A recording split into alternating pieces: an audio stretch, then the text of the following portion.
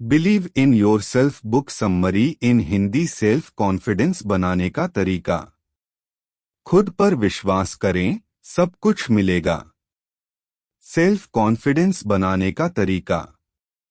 सफल कैसे बने? खुद को बेहतर बनाने के टिप्स। अपने सपनों को पूरा करने के लिए इस पावर का यूज करें। खुद को बेहतर बनाने के टिप्स। भरोसा खुद पर रखो तो ताकत बन जाती है, और दूसरों पर रखो तो कमजोरी बन जाती है। क्या आपका अपने ऊपर से विश्वास उठ गया है? क्या आपने अपने सबकॉन्शियस माइंड पर विश्वास करना छोड़ दिया है, क्योंकि वह आपके सपनों को पूरा नहीं कर पा रहा है? या फिर आप अपने सबकॉन्शियस माइंड से सपनों को पूरा करना चाहते हैं? क्या आप अपने टैलेंट और कैपेबिलिटीज का अधिकतम प्रयोग करना चाहते हैं, लेकिन आपको सही तरीका नहीं पता है? अगर इनमें से किसी भी सवाल का जवाब हाँ है, तो यह बुक समरी आपके लिए बहुत काम की होने वाली है। इसमें हम पावर ऑफ सबकॉन्शियस माइंड के best selling author Joseph Murphy की काफी छोटी लेकिन काफी पावरफुल बुक की समरी पढ़ने जा रहे हैं। इस बुक का नाम बिलीव इन योरसेल्फ है। ऑथर ने इस बुक में हमें बताया है कि हमें अपने आउटर वर्ल्ड को जीतने या अचीव करने से पहले हमें अपने इनर वर्ल्ड से जीतना होगा। खुद के इनर वर्ल्ड से जीतने के लिए आपको अपने अंदर के बिलीफ सिस्टम को इंक्रीज करना होगा, क्योंकि जब तक आप खुद पर बिलीव नहीं करेंगे तो आप पर इस पूरे वर्ल्ड के 700 करोड़ लोग कैसे बिलीव करेंगे? Power of confidence. हम सभी लोगों के पास एक कुदरती शक्ति है, लेकिन हम उस शक्ति को तब महसूस करते हैं जब हम अपने दिमाग से चीजों को समझने और देखने का तरीका बदलते हैं।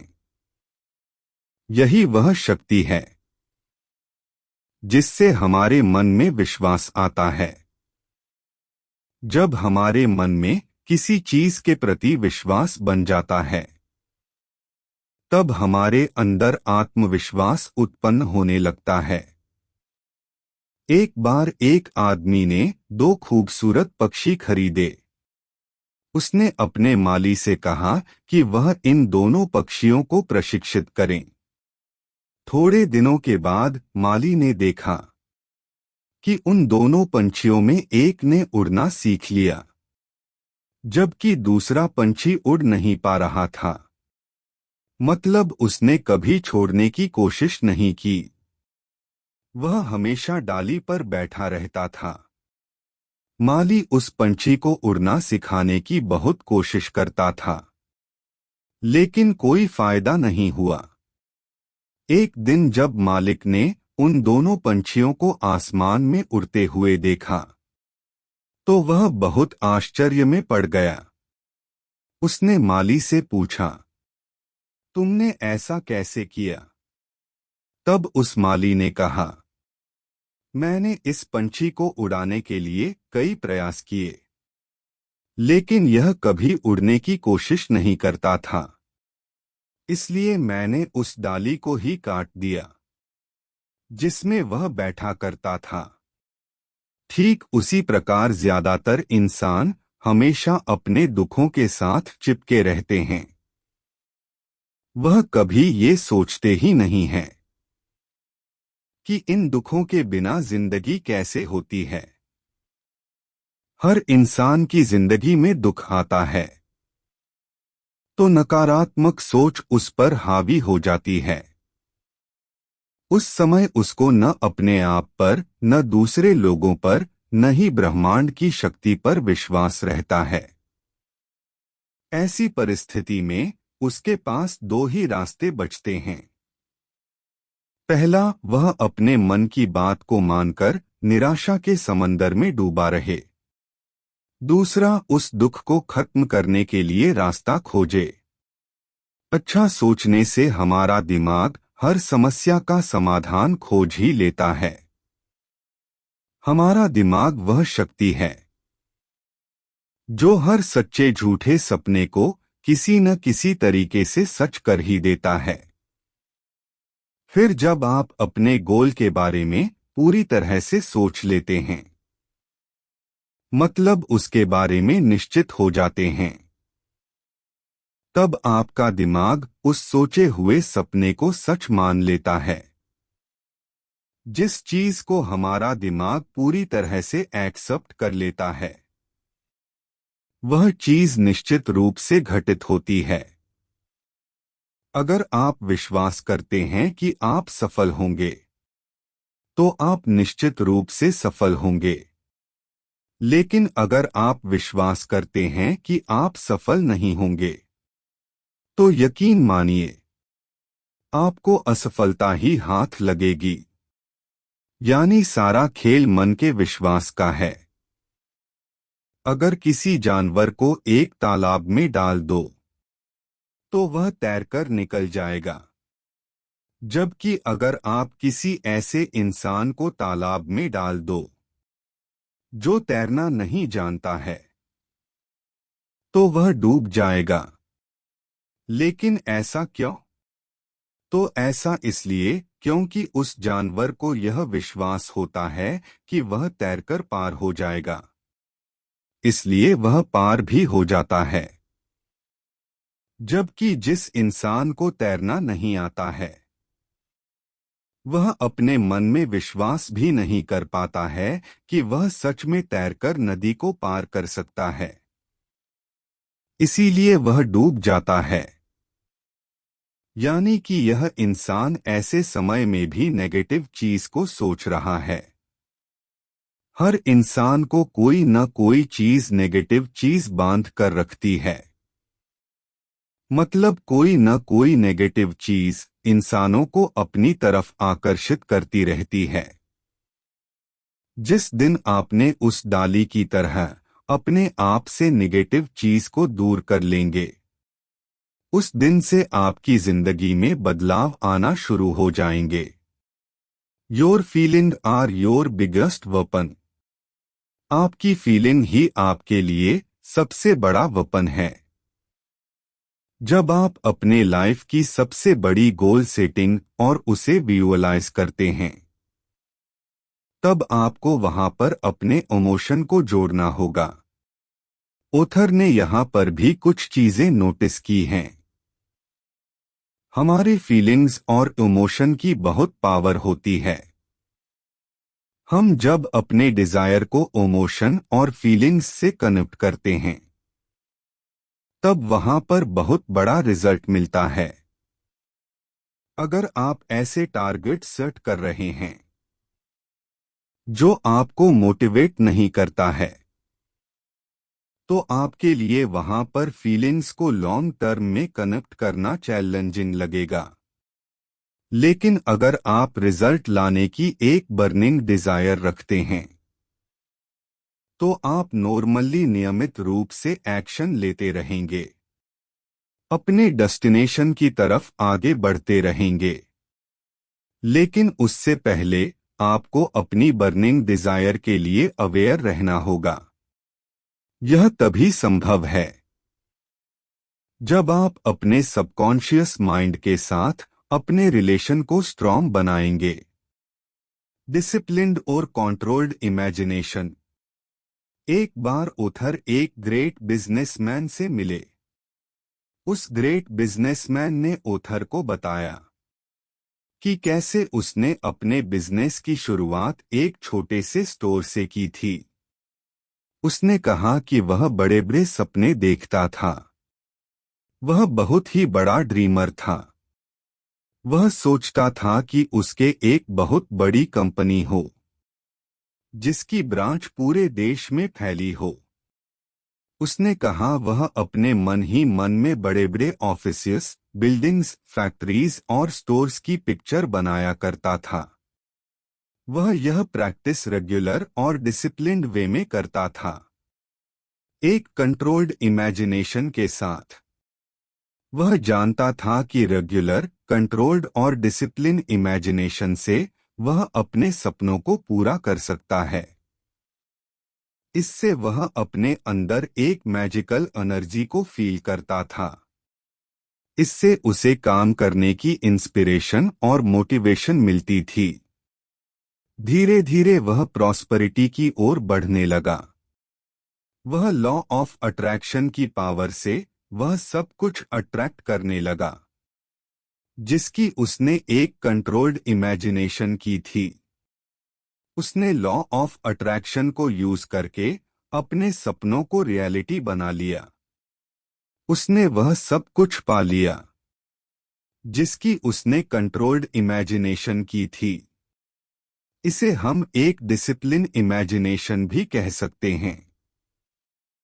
वह जब तक जिया तब तक अपनी हर इच्छा पूरी करता रहा।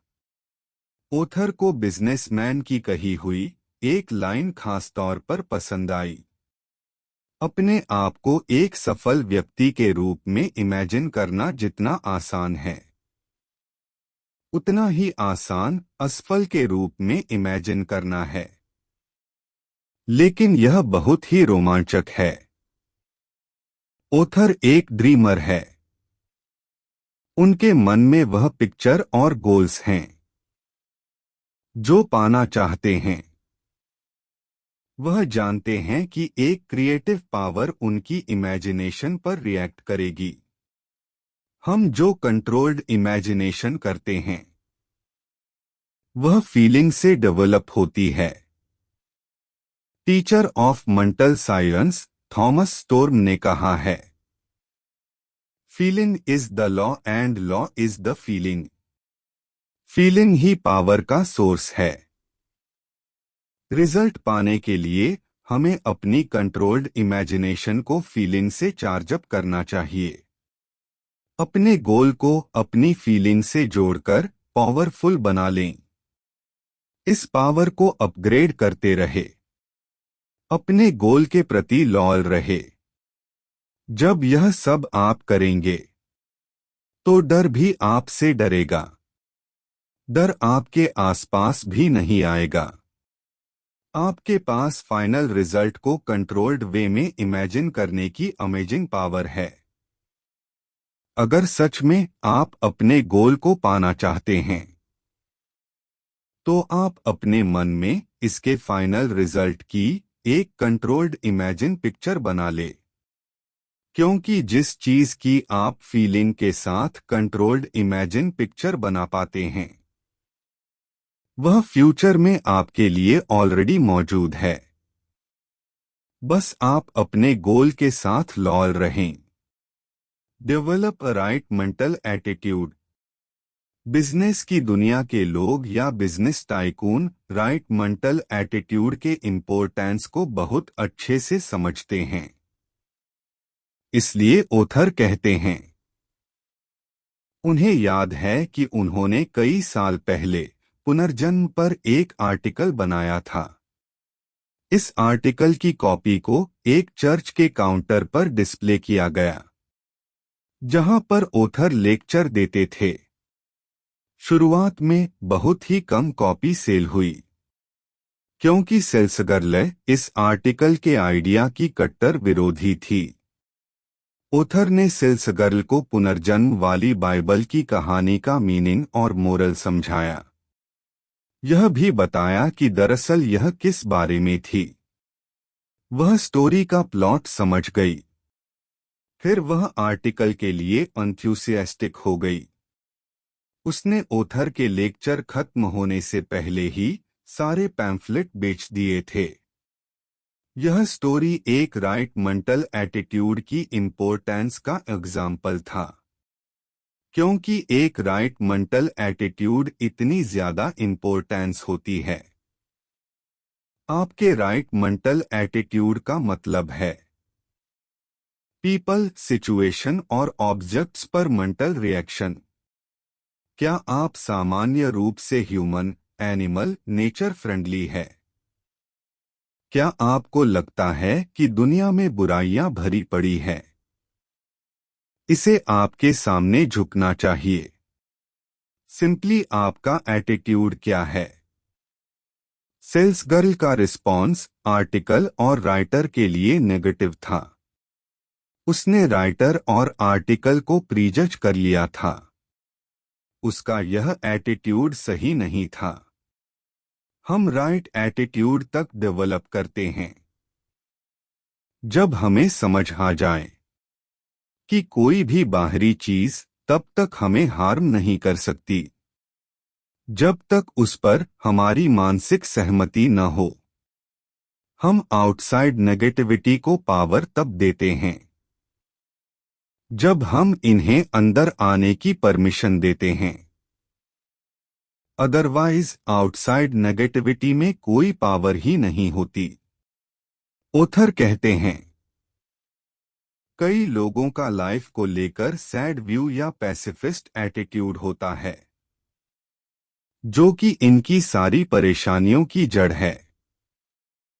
The power of believe. Other बताते हैं कि उनका एक रिलेटिव था। उसे ट्यूबरक्लोसिस की बीमारी हो गई थी। उसके लंग्स में यह बीमारी बहुत ज्यादा बढ़ गई थी। तब उसके बेटे ने एक दिन उसका इलाज करने का फैसला किया। वह वेस्टर्न ऑस्ट्रेलिया में पर्थ नाम की जगह पर गया जहां उसके फादर रहते थे। उसने अपने फादर से कहा, वह एक सन्यासी से मिला है जिन्होंने उसे एक क्रॉस दिया। इसके बदले उन्होंने $500 लिए हैं। लेकिन लड़के ने फुटपाथ से एक लकड़ी का टुकड़ा उठाया था। सुनार के यहां जाकर उस लकड़ी के टुकड़े को एक अंगूठी में मड़वा लिया था ताकि यह असली लगे। उसने फादर को बताया कि यह क्रॉस या अंगूठी के छूने मात्र से कई लोगों की जानलेवा बीमारी ठीक हो चुकी है। उसने अपने फादर के बिलीव को इतना ज्यादा बढ़ा दिया था कि उसके पिता ने उसके हाथ से रिंग छीन ली, अपने सीने पर रखकर प्रेयर करने लगा। वह प्रेयर करते करते सो गया। अगली सुबह तब मिरेकल हो चुका था। डॉक्टर के सारे टेस्ट इस बात के सबूत थे दैट ही इज परफेक्ट। जाहिर है कि फुटपाथ पर पड़े उस लकड़ी के टुकड़े ने बूढ़े आदमी को ठीक नहीं किया। यह तो उसका बिलीव था जो इतना बढ़ गया था कि उसके लिए आइडियल ट्रीटमेंट बन गया। उसका बिलीव और फीलिंग एक दूसरे से जुड़े और उसको बिल्कुल ठीक कर दिया। उसको कभी नहीं पता चला कि उसके साथ क्या ट्रिक खेली गई। अगर उसे पता चल जाता है तो शायद उसे दोबारा टीबी हो जाती। वह पूरी तरह स्वस्थ रहे और 15 साल तक जिए। बिलीव की पावर इतनी बड़ी है। वह इस स्टोरी से हम समझ सकते हैं। वह बिलीव ही है जिसकी वजह से लोगों की लाइफ में बड़े बड़े टर्निंग पॉइंट आते हैं। आप और हम सब बिलीव की पावर को यूज करके लाइफ में कुछ भी हासिल कर सकते हैं। बिलीव से कुछ भी किया जा सकता है। मैंने खुद बिलीव की पावर को एक्सपीरियंस किया है।